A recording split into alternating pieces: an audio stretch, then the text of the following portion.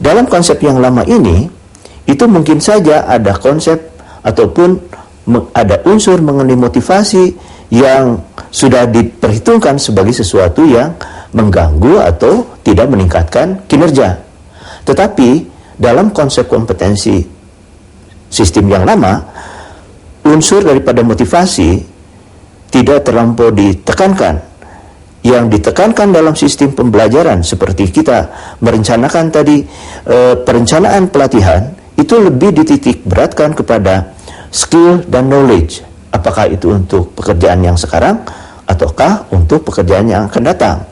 Konsep kompetensi itu lebih luas daripada itu, di mana skill dan knowledge itu adalah sebagai sesuatu yang mudah untuk diciptakan, walaupun sesungguhnya harus dilakukan seandainya karyawan memiliki kekurangan dalam skill dan kompetensi, dalam skill dan knowledge.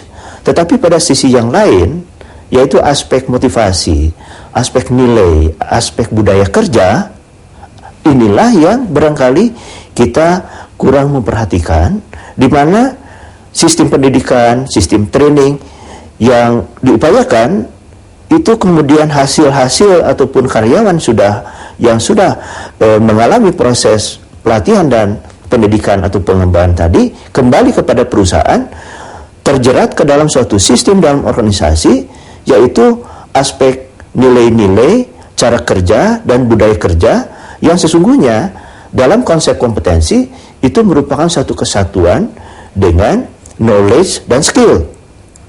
Jadi sistem kompetensi sumber daya manusia itu sebenarnya sudah kita ketahui pada masa-masa yang lalu, tetapi sekarang lebih diungkapkan, lebih dihususkan dalam arti masalah budaya, masalah nilai, masalah motivasi, masalah konsep diri, masalah traits atau bagaimana kemampuan fisik dan mental di dalam menghadapi kerja itu menjadi sesuatu yang lebih diperhatikan. Kenapa? Karena dikatakan bahwa kompetensi yang bersifat lebih lunak ataupun soft core kompetensi itu lebih susah untuk dirubah, dan bisa itu dirubah tetapi memakan jangka waktu lama.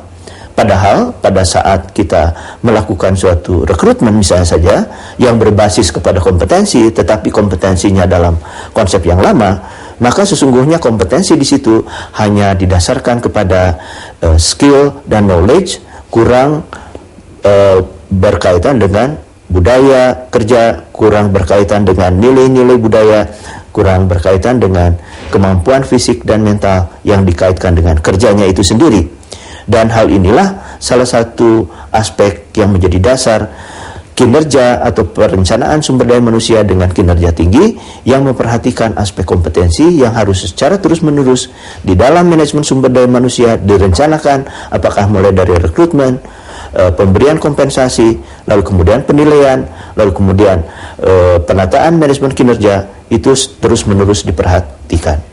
Nah pemirsa, tentunya Anda sudah memahami bagaimana seharusnya perusahaan melakukan perencanaan dan pengembangan sumber daya manusianya untuk memperoleh kinerja superior. Salah satu aspek yang harus dicermati adalah aspek kompetensi yang berkaitan dengan budaya kerja, norma, atau nilai yang dimiliki oleh perusahaan. Lalu bagaimanakah halnya dengan aspek lainnya?